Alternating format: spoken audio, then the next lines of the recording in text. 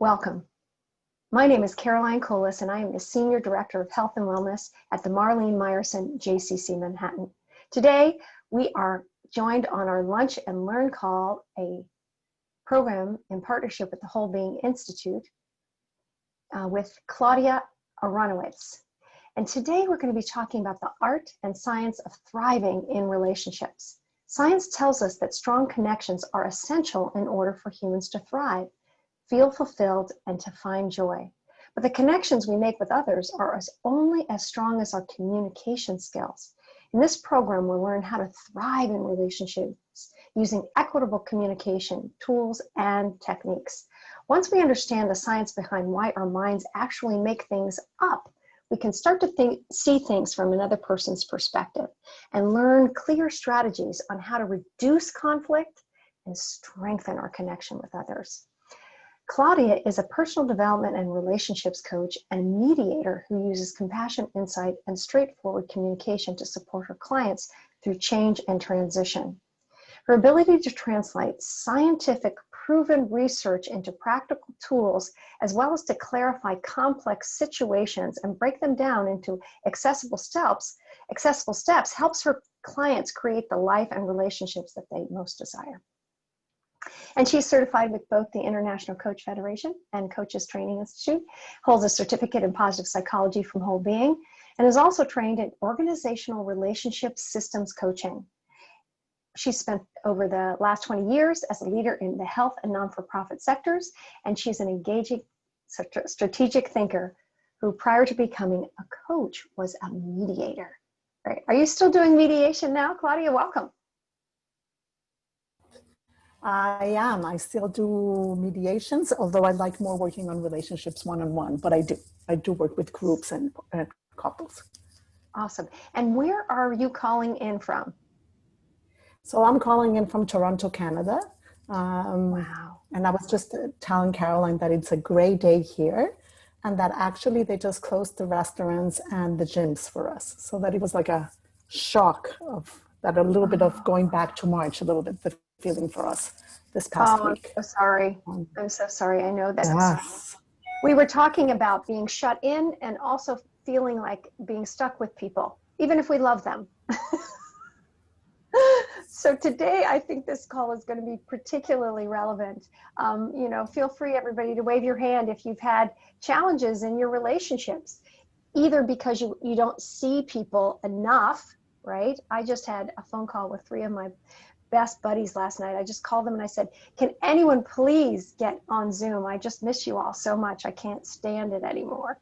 And the temptation to kind of, not responsibly, but the temptation, I say, to sort of throw away, cast to the winds. Should I go see somebody? Should I go, and yet we really need to be careful during this time. I was going to say, I'll wave my hand. If you have problems in your relationships, I can start. Yeah, for sure. So relationships, how did you get engaged or involved with the Whole Being Institute? And was your final project on relationships? I'm curious. It actually was. So I got involved because you were talking first about cancer. So I had cancer 10 years ago. And after being home 2 years, it was time when I had to go back that it was really an opportunity to say, so what now? And what do I want to do? And somehow I got involved in coaching and loved the studies, but I was missing the scientific background because I come from science. And I think what Whole Being Institute and the certificate in positive intelligence gave me was all that background to understand why in coaching we do the tools that we do. And I just found it fascinating. And I found it fascinating that there's so many things we can do that are in our control to make our life better. Because I think life is challenging. By definition, life brings change and it's challenging. And we don't have control so many of the times, and especially now as an example. But there's things that we have control. So I really hold on to that part that we have in our control. And then I'm fascinated by just human interactions and relationships. That's been all my life. I love connecting to people in a deeper level. I love getting to know other people and other cultures. I've moved around in my life to different countries, so that has also been part of it. And then the connection of understanding, so why are relationships also fast and so important but complicated? And are there things in our control that we can help to make them better? I think that is my passion. What are the things that I have in my control that can help my relationships, and by definition, whatever relationships you want to call it, my intimate relationships, my family relationships, my friends, my colleagues. At the end, it's two people that come together and have to communicate and have to have a relationship that becomes important to you. And what is in my power to really create those relationships in a way that they work for me. And that is where my passion comes. Beautiful. And I think what I understand from working with people who are living with cancer or in treatment for cancer is that can become a defining moment to really look at time and decide, how do I want to spend my time, and what is most important to me. And we've had several speakers on the call talk about lessons from hospice even, and one of the things has been relationships and connection. So there's also this relationship that we have with our body, right? And with ourselves, yes. Yeah, with ourselves. So I'm really looking forward to your presentation. Should we jump right in? Do you want to share your screen? And we'll talk about science first. But before I go there, so I'm going to start just with a small story, because I think it helps you to identify where I come from.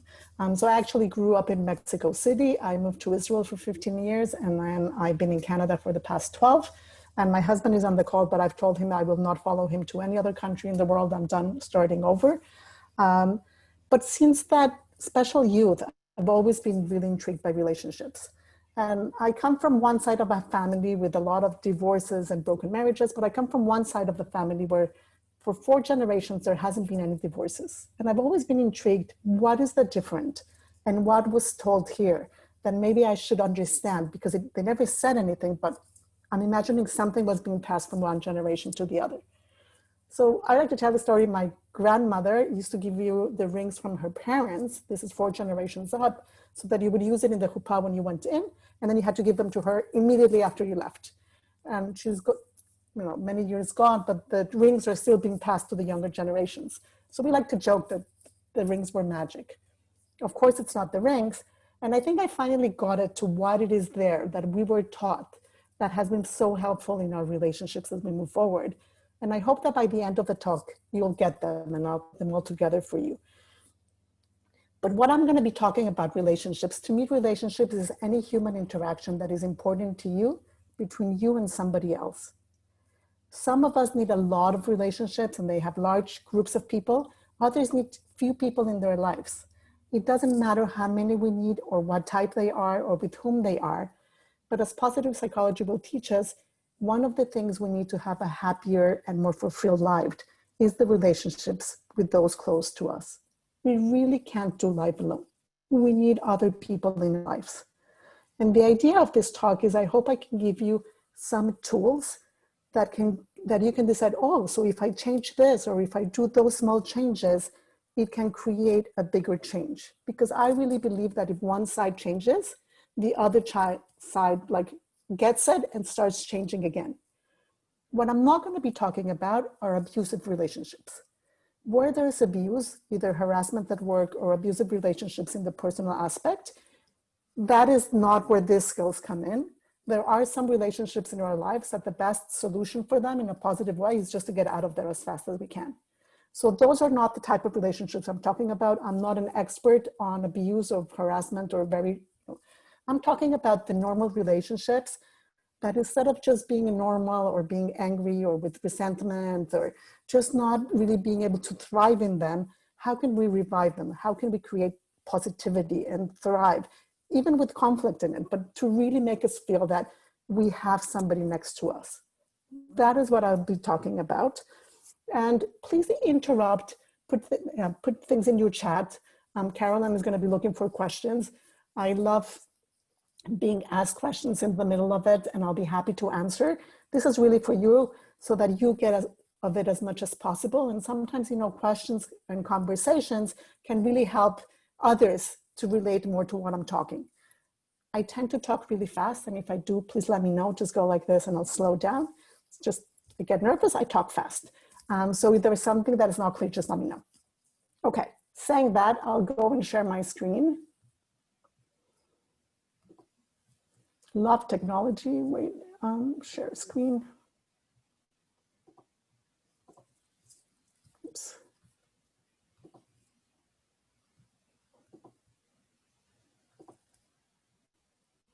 Okay. So the art of science of thriving in relationships. So the first thing that I'm going to ask from you is I want you to choose one relationship. Think about a relationship in your life, friend, family, partner, child, colleague, somebody that the relationship is keeping you awake at night. A relationship that needs a little bit of shift. You know, I'm going like this with my hands. That needs a little bit of something different because something there is stuck. It's not quite working, or you just want to make it better, or you just want to think about it a little bit more, so that as I talk and walk you through it, you can start thinking specifically, oh, this is what I will do in that specific relationship. Okay, oops.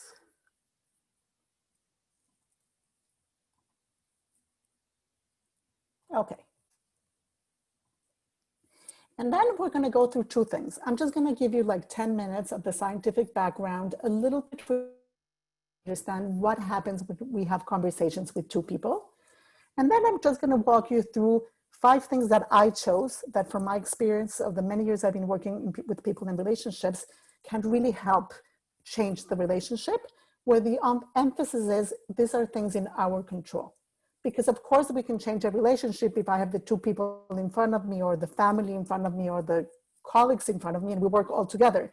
But a lot of times I have things in my control that can help change the relationship. And today is only about things that are in your control. Okay, this comes from Judy Glaser. She was actually from New York, and she created a fantastic book and program called Conversational Intelligence. And sadly, she's no longer with us. But she could spend the whole hour just talking about this slide. And this slide is very complicated, so I'm going to go really fast. But I wanted to keep it there because what I want to show you with it is that conversations, words, create feelings in us, emotions, and the emotions create different hormones to be secreted in our body, different parts of our brains to be used, and it's like a whole experience. Words can really change how our whole body and mind is feeling. When I'm having a conversation and my hands start sweating and my heart starts palpitating, it's real. Those changes are real in my body. Some conversations and some words can put me in a place where oxytocin is being secreted, where I can really share and I feel trust and I feel open and I can be myself. And other conversations can do exactly the opposite, and cortisol is going to be secreted in my body. And I start using another part of my brain, the back part of my brain, and I can't really think rationally, and I get triggered and I just want to protect myself, and I put like a wall, and it's so unconscious, and it happens to all of us. So there are biological reactions that we need to be aware that they're happening to know when I can really have a good conversation and when I can't. So when people say, you know, we start screaming at each other, you're already in the back part of your brain using cortisol. Time to stop the conversation, because nothing good is going to happen about that conversation. You cannot share and listen when you're in that part of your brain. The other one, and I love this slide because this is true, we make things up. You and I and everybody else makes our own conclusions. It's not so much, you know how many times I have 2 people that say, but that's not even what happened in the meeting. Or I sit in a mediation and one party tells me the story and I go, oh, I get it completely. And I sit with the next party and they tell me the story and I say, oh, I get it completely. The only thing I don't get is how are they speaking about the same event? Because here is what happens. We're having a conversation. We're having a meeting with somebody else. And our biological reactions start taking place. All these hormones and my heart beating and all these things are happening that make me feel either insecure or safe, or that I can trust you, or they bring so many things back to me that help me remember of all these past times where I felt that way. So my beliefs come into place, and then I assume half of the things they're saying, and I interpret the interpretation comes in a different way, and the meaning that I give to it is different. So the parts of that I remember about the conversation are very specific. And at the end, if you have 5 people in front of you, they will remember and have a feeling and a conclusion about the conversation that can be very different. Because actually conversations have a very objective part of what happened and what was said, but they have a subjective part. And the truth becomes a mixture of both. And this is like an aha moment for me and for a lot of people that I explain it to. Because if you can understand that I am adding all these filters to what you're saying, and you are adding other filters, then there's a lot we need to do, because what you're hearing and what I'm saying, and then the other way around, is very different. We actually make stuff up. So here is a question for you. What two people are having a conversations? What can happen when they're having them? What type of feelings come up? If you can put them in the chat. You know, it can be happiness, and it can be joy, it can be conflict. What comes to your mind when you're having a conversation with the person that you were thinking about?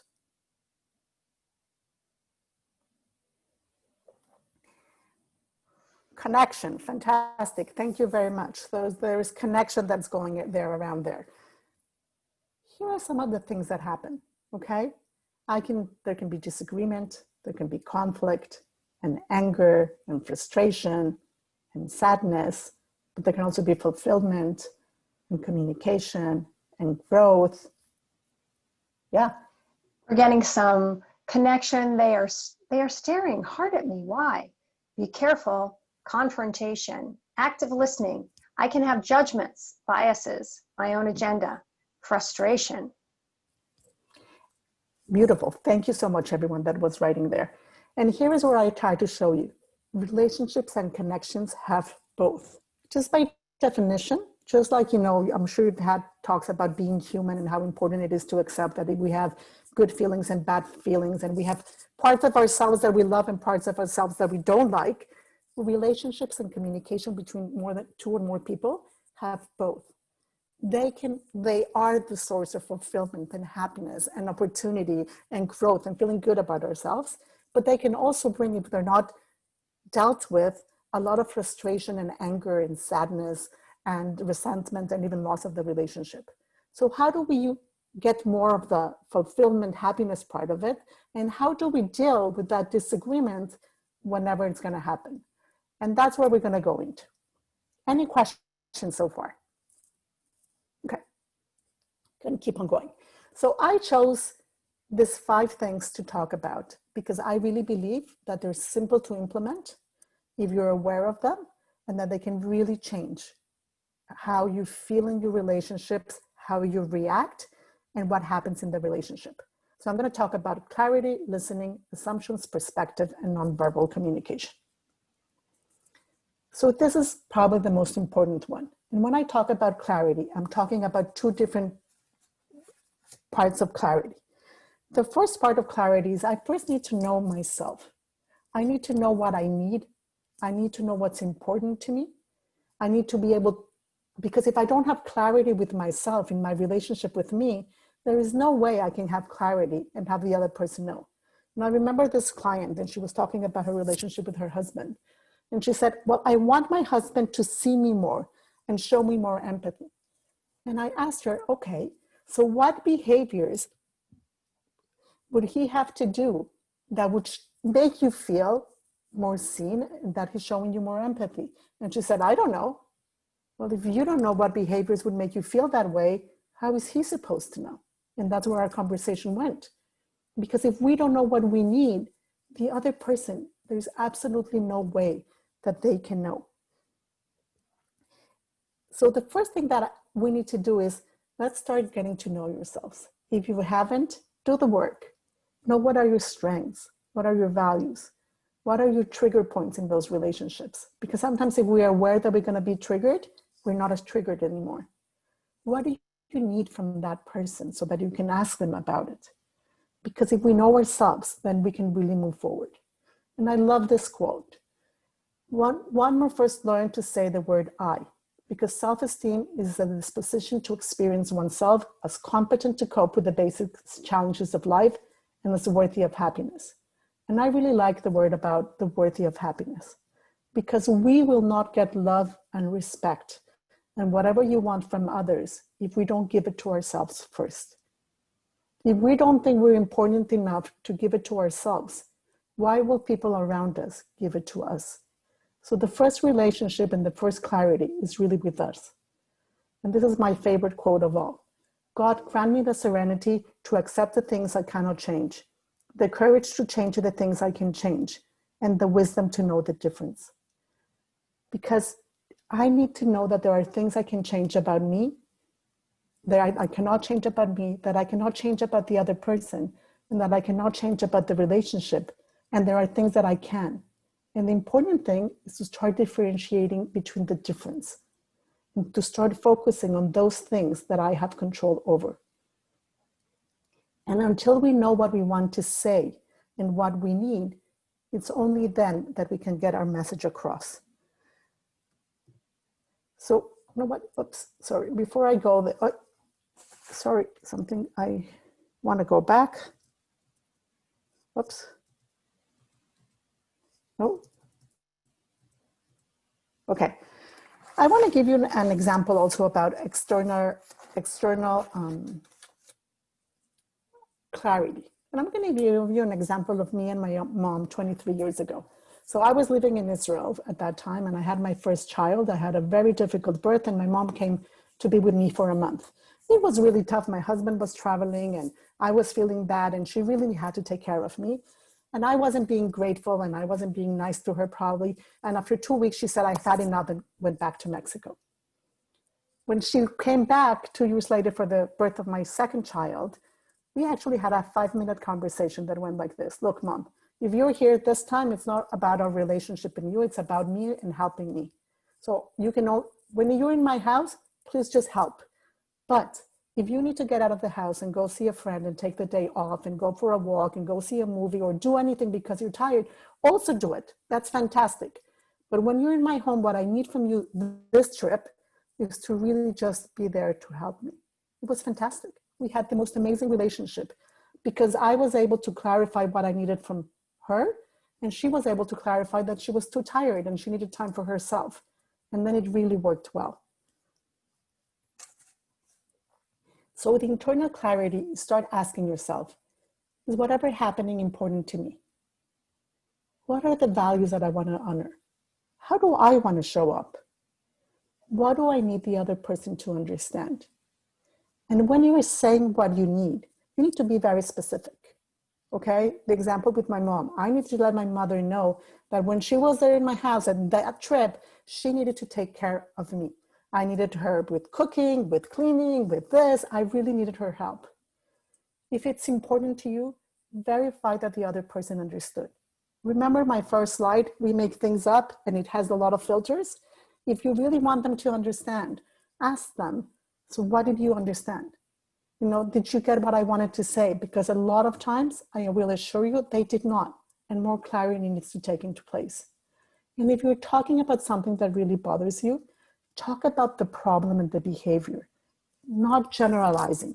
It's not, oh, you're always this, and you're never that, and you with always and never. It's about, I need you to do this very specifically now. You know, if I want my husband to take out the garbage, and I say, can you take out the garbage? And then he doesn't. And then I'm so mad and I just explode. And he doesn't even understand what happened because I never said, can you please take the garbage out now before we sit down for dinner? Because if not, I don't feel like, you know, everything's clean and I can't enjoy dinner. Oh, sure, no problem. But before I just said, take out the garbage, not when. Why did he have to know it was now? It seems stupid, but small things, being clear, are so important. Any questions? No, okay. I can't see your faces, so I hope this is being interesting. Let's go to active listening. How many of you consider yourselves really good listeners? That in that relationship that you're thinking of, you're a good listener. Just say yes, no. More or less, love that. Okay, more or less is also the third word. Yes, no, more and less. Here is the thing about active listening. It is hard to really listen to the other person. It's hard work. I remember, years ago when I started doing this work, And I suddenly started paying attention how many times to my kids they would be saying something and I would be going, no idea what they're talking about. But yeah. And I was thinking about something else. Oh, Caroline is laughing. See, I challenge you to pay attention after today. How many times you're actually just nodding your head or saying something, but you're not actually listening. Active listening means that with all your senses and all your attention, you're paying attention to what the other person is saying. That means all of you, okay? And there's different levels of listening. So when I have a client in front of me, they're in level 1. They're not really supposed to be listening. They're supposed to sort of listen to me and then be completely absorbed in their own thinking because it's about them. Most of us spend most of our conversations in level 2, which means you say something and I start thinking how I'm going to solve the problem, or what am I going to say back, or what am I going to respond. So I'm sort of listening because I'm paying attention, but I'm really paying much more attention of what is going to be my answer and what am I going to tell you and what are you not getting right. The third level is when I'm actually just there waiting for you to say something. When I put on, I like to call it my curious hat, and I really want to be surprised about what I'm going to learn because I assume I have no idea of what you are saying. And I write a blog about all these topics and why, what you can do to actively listen more, which I invite you to subscribe. So I'm really just there listening to the person. And level 4 is what us, like a coach is trying to do, which is I also even pay attention to what is not being said, to the tone of voice, to the silence, to what is not being said that also has a lot of information. But really listening is hard. So here is the thing. If you think that you can really listen to someone and multitask, you're wrong. Our brains are not capable of multitasking and really listening to somebody else. I can sort of listen and be hearing something else or being a Zoom call and be answering emails. That's not really listening for what a relationship needs. We are not able to multitask. So the first thing you need to do to really listen to someone is put that phone away. Stop multitasking. Really show the person in front of you that you're hearing them. Because I have found that if there's one thing that all human beings need is to be heard and to be seen. We really need that. And if you can give the present of being heard and seen to somebody else, you are giving them a real present in life. The second one is say less, ask more questions. It doesn't help the other person when they tell me something and we start saying, oh yes, but for me too. And what they really happened is, and they start, adding all these things. We're not listening. Ask questions and then wait. Give 30 seconds of silence. Those 30 seconds that permit for the person to think what they want to tell us, you will get so much more information out of it. I do this with my kids. I have teenagers and young adults as children.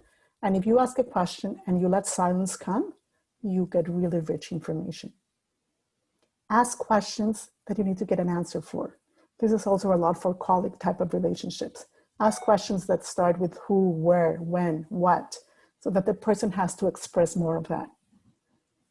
Show the person that you're listening to them and just paraphrase back.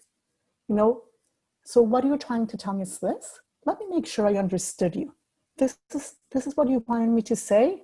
Oh, what a present for the other side to know that you're really listening to them. And then, as I said, put that curious hat on and be willing to be surprised and to know that you actually don't have all the information you need. Listen to understand and not on how you will respond. If you really listen to the other person, their reactions will change. And you will learn so much that you did not know before. Okay, questions? I'm going to keep on going. Claudia, what I was thinking is, isn't it true also that the way that we speak is at a certain speed and the way that we think is at another speed? So we really do have to wait because our brain will fill in. We have to slow down. Yeah. We have to slow down. And, it's the concept also from positive psychology that says, sometimes what we need to do is do less and not more. It's the same thing in communication. It's not about how I feel the silence and how much more I can say. but what question can I ask? And how good can I just be quiet and listen? Beautiful. Okay. My third one, and I think I found this in the internet, and I don't think I need to say much more than what is there. If you are assuming, stop. If you find yourself saying, oh, but they should know, or how is it that they don't know if they know me so well? If it's important to you, don't assume they know, because most probably they don't. You don't know how many times I've asked the question. So if I had the other person in front of me and I asked them the same question, will they know your answers? And the answer is no, they don't. So if it's important to you, make sure the other side knows, and don't assume that they know, because it's not true. I'm going to give you an example of some work I did with some nurses in a doctor's office. So these were 4 nurses, and they were about to lose their jobs. This is how much they were fighting between them. When actually all that was happening is that the different nurses were assuming that the behavior of the other nurse meant that they didn't respect them and that they didn't want to include them. So the example was, one nurse was already there, and the other nurse would pass by and wouldn't even say good morning. No respect there. While the other nurse that wouldn't even say good morning actually wanted to respect the other one so much, and they didn't want to disturb her, so she just let her work. It's all based on assumptions. These women were about to lose their job, and what we finally came out to, they were just misinterpretations of small behaviors that were making them assume that one didn't like the other, or that something was happening there, when the 4 of them loved their jobs and wanted to keep their jobs and work together. So don't assume, because that really doesn't work. If you need help in the house, ask for it. How is the other person supposed to know that what you want them to do is whatever it is? They don't. We really, really need to ask. Also, don't assume that what is important to me is important to the other person, okay? I love my birthday.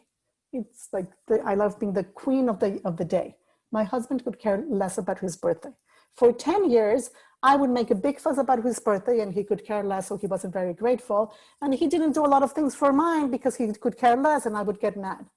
Until we were finally clear as like, this is what I'm expecting. I just turned 15 last year, and I remember saying very clearly, you better make it a special day, because this is what I'm expecting. I'm expecting a special day. It's important to me. So you better go have that for me. I don't make an effort for his birthday anymore because he doesn't get it. He doesn't care about it. But for 10 years, we assumed we were being nice to each other when we were just assuming. So don't assume, and clarify if you were understood the way you wanted to be understood. The last one, I'm going to use pictures from the internet just to show you again how things can be seen from 2 very different points of view, and it really depends where you're standing. I love this picture. Is the man looking to the side or is he looking to the front? It just depends what you're paying attention to. Amazing artwork. How about this one? Depends where you are. You can be so happy to see a boat, or you can be so happy to see a land. It really depends where you're standing. I love doing the one of the 6 with my clients, which is just putting a 6 in a piece of paper, because we can argue for ages that you see a 6 and I see a 9. And you know what? We're both right. You see a 6 and I see a 9, and we're both absolutely right, completely right. But it's just because until we're willing to see each other's perspectives and point of view and see it from the side and say, oh, it can be a 6 or a 9, or it actually can be just a circle with a little thing on top, then we have a conversation. If you stack in your point of view and your perspective, then there's no movement. And you need to start understanding that from the other side, it can look very different. The other one is just for this joke. How about this one? I love the one of 4 and 3. I don't know how they do this graphically, but it's amazing because it actually looks like 4 and it actually looks like 3. And from both sides, it's a complete truth. There's no argument about it. It's a 4 and it's a 3. And we need to understand that depends what we're putting attention to, how we see it and where we're standing from. The actual reality feels different and it's understood in a different way. The other one I love, you can see, a cup or just the two faces. And look at this one.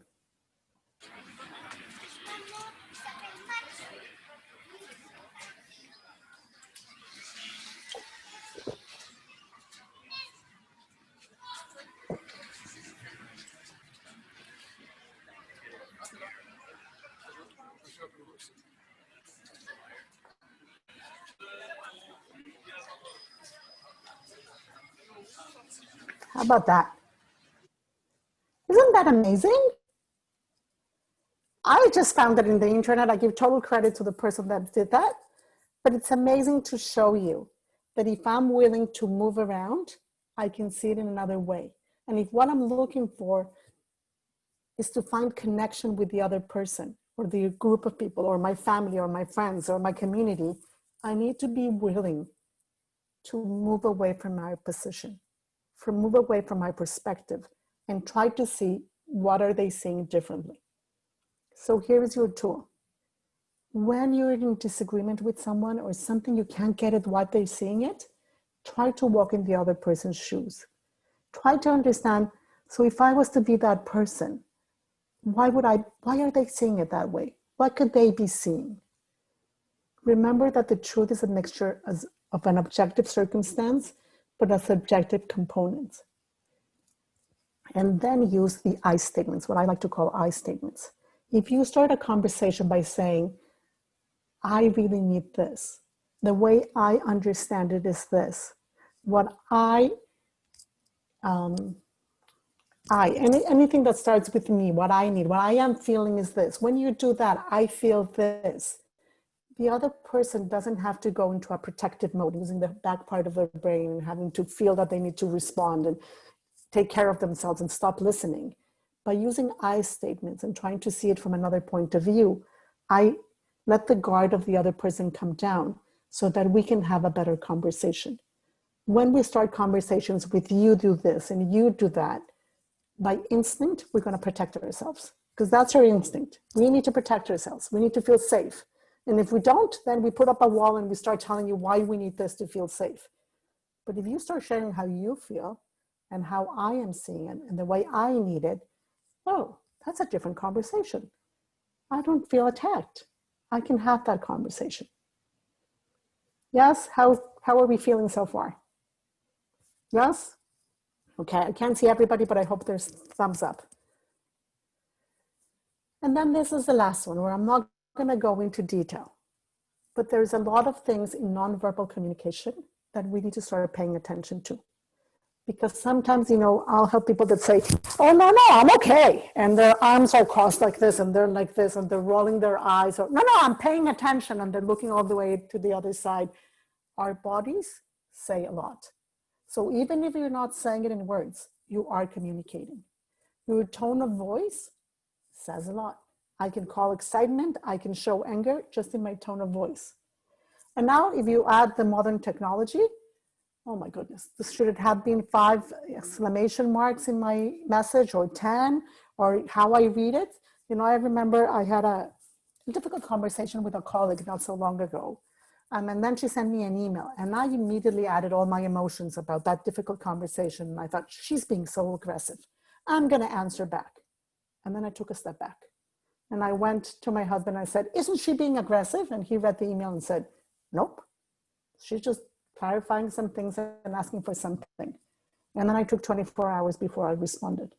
So if you get a message from someone and it triggers you, don't answer, wait. Wait and see what is the emotional part that you're adding to that text or email or written communication before you answer. Because it may not be the way you're perceiving it. It may be something else, but we already say something.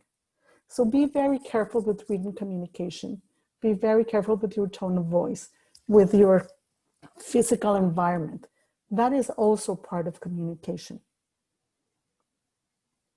And the last one, conflict and disagreement are part of the healthiest of relationships. If we don't have conflict and disagreement, there's something wrong with the relationship. Remember, we're two very different individuals, and more if it's a group or more people, with different values, perspectives, backgrounds, needs. And when you put those together, there's bound to be disagreement. It just has to happen. Conflict and disagreements can be fantastic. They can help us grow in the relationship. They can help us learn.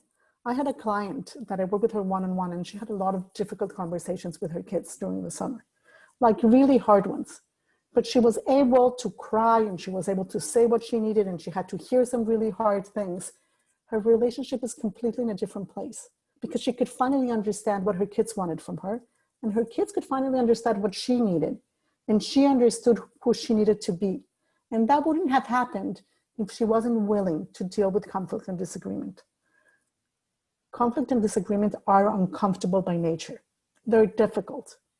When I say I love them, it's not that I love them. I think they're just important, but they are uncomfortable. Having those difficult conversations is hard. It's uncomfortable. It's full of emotions, but avoiding them just makes it worse.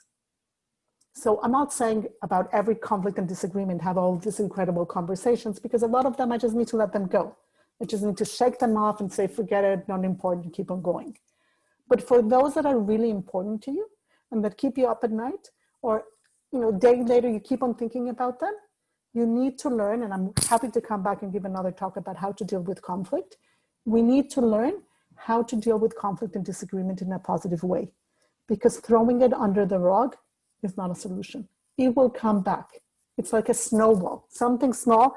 I have families with siblings that can't even remember why they stopped talking to each other.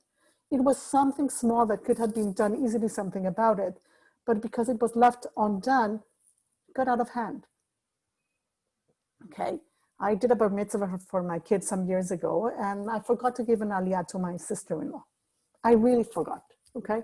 3 years later, in a conversation around the table with all my siblings, she says, and do you remember that you didn't do this 3 years ago? I got so mad at my brother. Why didn't you tell me that day? That day I could have said, I'm sorry, given her something else, apologized. 3 years later, I don't even remember what I did or I didn't do. And she had kept that anger for 3 years.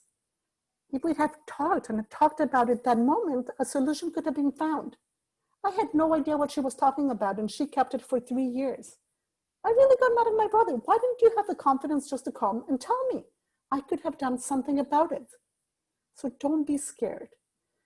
And because we're in positive psychology, I'm just going to leave you with one message about conflict. You've probably seen this many times. This is from Barbara Fredrickson. I love the positivity ratio, where it says about in our lives, the ratio of how happy we are is between good moments and difficult moments. Both are going to happen, but depends how many good moments against bad ones I have that makes me feel happier. I think it's the same in relationships. Bad interactions are going to keep on happening. Conflict is going to keep on happening.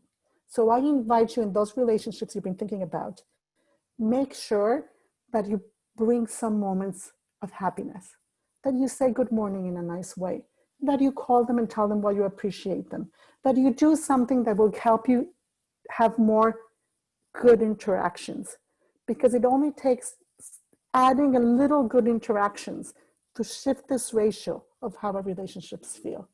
So don't take it for granted. Small actions, and you have absolute control over this, to show an appreciation, to do something together that you enjoy, can really change the way you feel in your relationships. So here is a summary. You have things to do in clarity and listening. Do not assume. Perspectives are nonverbal. Remember that there are things that are in your control. And what is it that you can change? If there's something that you really want the other side to understand about your relationship, make sure you explain it and take the time for them to know it. I'm going to give you here another example of another client. They've been fighting with her partner for quite a while, until the partner finally said, one of the things that bothers me the most is when I wake up in the morning and I tell you I had a really bad night, you'd immediately go and say, oh, wait till you hear the bad night that I had. Or I tell you, my leg is hurting, and you start saying, well, my leg hurts even more. Can you, at least for the time when I'm complaining, give me 5 minutes of just me complaining? And then you can complain, but let me feel that I'm heard. Give me that empathy of 5 minutes of letting me be heard, that I need to complain. It's not that I don't want to know that it also hurts to you, but not at the same time. And that was clarity of the message. And now they laugh about it. Oh, it's your turn. Right. But it was very hard for them to be able to articulate, what I need is some empathy, not for you to tell me that you're also feeling, because that makes me feel like my feelings are not important. So if there's something that triggers you, understand what is it? And is it something you need the other side to know, or is it something you need to change with you? What do you need from the other side? And don't forget that positive things in our relationships bring more positivity, bring more happiness. Small things, you know, saying I love you to someone, giving a virtual hug, calling someone, asking someone how they're doing can really, really make a difference. This is what I learned from my family after thinking about it for years, about the rings of my family that I started the conversation. This is what I think was taught in my family without being said. We knew that relationships take ongoing work. The married and happily ever after is a fairy tale that doesn't exist. Every single relationship that's worth having takes ongoing work. But not putting in the work takes even more energy because the frustration and the anger and the resentment takes a lot of emotional time. So put in the work in the relationships that are important to you. Our relationships change and need adaptation. Because you change, I change, our world changes, our circumstances changes, and what was working for us a year ago, it's not working for us anymore. And we need to constantly be adapting in our lives and in our relationships. Conflict and disagreement are a healthy part of relationships. They're great. Don't be sad about it. You know, when I talk to a young couple and they say, oh, we never fight, oh, that's a red flag. That means they're not being authentic. That means that there's something there that they're not saying. I don't say yell and hit each other. I mean, have an argument. You know, disagree on something. That's part of a healthy relationship. And the last one is, we all play a role in the relationships we have. I like to say, you know, we all have 100% of responsibility. It's not even 50-50. Is if I take my 100%, and you take your 100%, and the other people take the responsibility, we can really change the relationships we have. How about this one? Not mine. I took it from somebody else in the internet. I don't know who wrote it, but I think it's fantastic. If you miss somebody, by all things, call them. You want to meet up with someone? Invite them to a Zoom call because that's what we can do now. You want to be understood? Make sure you're explaining yourself. You have questions, you're not sure? Ask. You don't like something? Say it. Here's an important one. You like something? State it. Make sure you're always grateful and you say thank you and you say what you appreciate and why. You want something? Ask for it. And you've lost someone or appreciate someone, make sure you tell them. So I'm going to open it up for questions. You are going to get a link to these two resources that put everything together, what I have talked about, the 5 things we talked about today. And then I created this little thing like cheat sheet so that you remember some of the things we talked about and have them in your refrigerator to guide you as you move forward. And I would love to be in touch with you guys.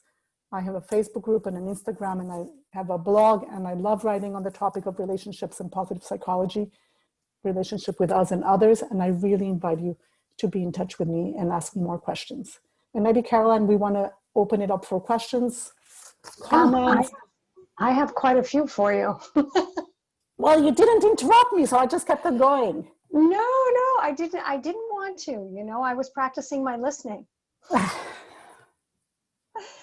But what I wanted to talk about was the assumptions. Mm-hmm. And is there a way that we can identify that we're assuming? It's kind of natural for the brain to assume, isn't it?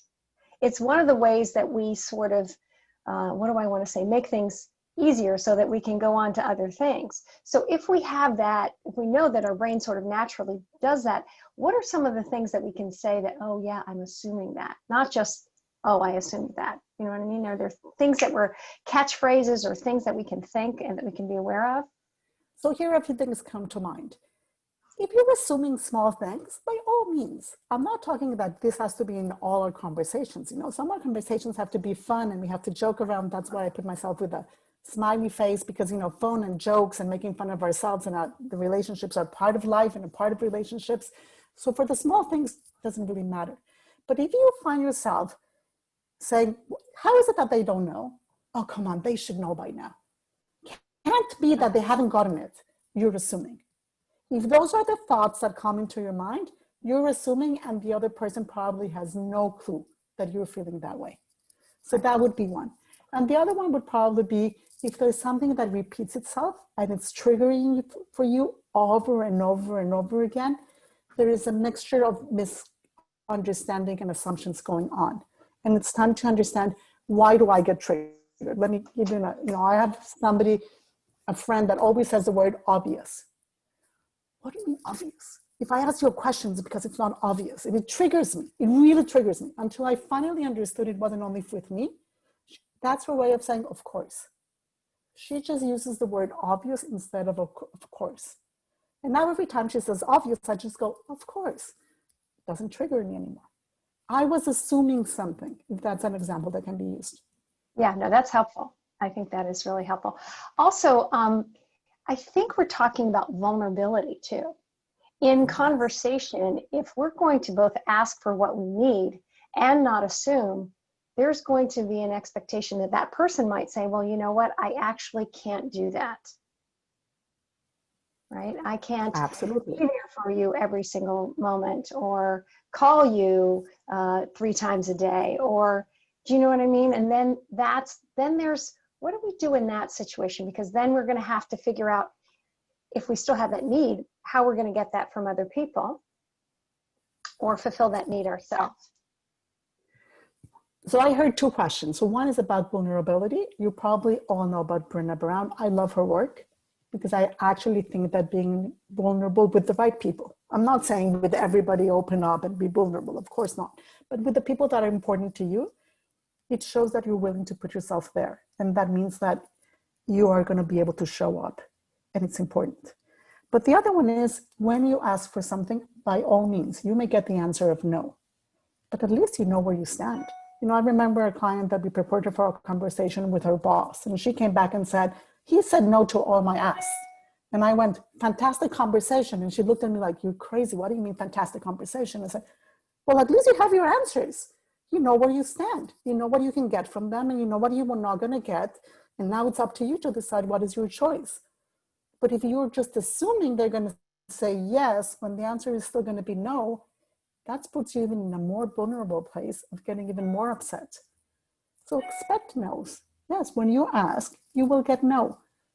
It's okay. It's actually, I wrote a blog about why no is actually welcomed and even more important, because it liberates me. At least I know where I am, and it's important.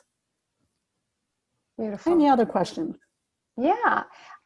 You were talking about how conflict is normal in every relationship. And it also, going back to the brain, it reminds me of how it sort of warms up our brain, the limbic brain, the limbic system, right? We actually need that kind of interaction or that conflict, that rubbing together in a way to slow down the neocortex, or to get out of the basic brain, don't we? So that we can connect and we can feel one another. Is there a use for conflict in that way? Is that what you're talking about? Oh The my goodness. warming? There's a use for conflict and disagreement in 100 different ways. The first one is, it is there. It's going to happen. Because if we're different people, there is no way we can always connect perfectly. Now, I'm not talking that we should have relationships where we're throwing things at each other and we're yelling at each other. We can do conflict and disagreement in a very respectful way. We can do conflict and disagreement conversations that I like to call essential conversations in a very safe way. We just need to know how to do them. Because if you're actually dealing with conflict and it's starting to yell, that's not even a conversation anymore. That's when we need to call a timeout and please, we'll continue later. Let's take a bio break. Let's breathe in. That doesn't work. Conflict brings up opportunities of learning things about others, ourselves, and our relationship that unless we have those difficult conversations, they don't come up. Because unless I'm willing to tell the other, the example of my client, I really need you not to say anything when I need to complain. Give me a little bit of empathy here. That would have never happened. She didn't even know she was doing it. It was so automatic. It just came out of her. It really triggered the other person. Don't be afraid to say what you need. If you're willing not to get it, if you're willing to say it in a good way, and if you're willing for the other side to also ask things from you. You know, I had a client that came to me and said, I have my daughter-in-law coming in to live with me in my house for a week. And if it goes like last time, this is going to be the end of our relationship. And I talked to her and said, why? And she said, because she never says thank you to the things I do. Then I leave myself all the week open and they make their own plans and I stay without anything to do. And when she understood, wait, so don't do or buy anything, you're not doing it for yourself. Do it because you want to have it. And if they don't say thank you, you don't care because you did it for you. And the second one, have you ever walked to her and said, can you let me know what you're doing today? Because if it's not going to be with us together, I would like to make plans for myself. And she said, no. She called me a week later and said, you just changed my relationship with her. Because finally there was a conversation that I also have limits and that I'm also willing to do. And I also count in the relationship. And she had never thought about it.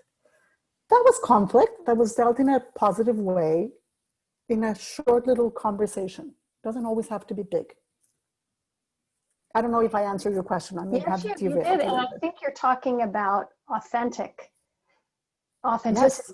right? And the importance of that. And that's a very big component of positive psychology is can we be authentic? Number one, listening to ourselves. I love what you said about relationships changing on an ongoing basis. Even our relationship with ourselves. As a health and wellness expert, I'll say to people, listen, the workout that you did when you were 20 is not going to be the same one that you do when you are 30 or 40 or 50 or 60. It maybe even every day, it's going to be different. How you do it, why you do it. And what I hear you saying is that really what we want to be doing is engaging in Oh, I the love that. process of Yes. clarifying, engaging in the process of listening, engaging in how we assume, right? Engaging in perspectives and that there's different perspectives, and engaging in being aware of the ways that we communicate non-verbally, right? And having that not be something that we arrive at, right? But that we sort of discover as we go. I love it. I'm going to change and I'm going to add for my next presentation the word engaging. I think you explained it beautifully.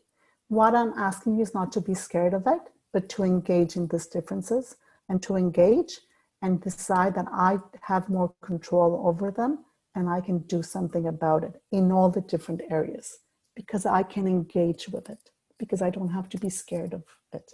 So thank you. I love that. Engaging in conflict and disagreement and all the others. Beautiful. Yeah, beautiful. Well, it's been really wonderful and informative to spend time with you.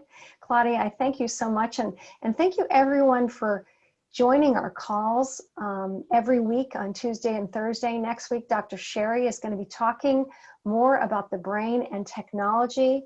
And on Thursday, we're really going to dive in deep into gratitude and how gratitude can not only is it the foundation of all virtues, but it can actually foster what you're talking about in relationships, both when we get triggered and we're in the back part of our brain and it's time for a timeout and we're not quite sure if we're having a discussion or an argument or an escalating to a place where we need to stop, and what role gratitude can play in that situation. So please stay tuned. Thank you, everybody. And thank you, Claudia. Any last words that you want to say? Just, you know, as we are in COVID right now and relationships are harder, they're harder because we're away from some and very close contact for a long time with others. Be kinder to yourself. Be kinder to the other person. We both need a little more empathy than normal. We need a little more understanding than normal because sometimes it's just hard. And we are allowed to say, you know what? It's not about you, it's about me today and I'm having a hard time, and that is okay also. Because, you know, the world is complicated outside today and we really need that empathy for us and the person in front of us. Thank you, everybody. Thank you for being here. Thanks, everyone. Have a good day. We'll see you next week. Take care.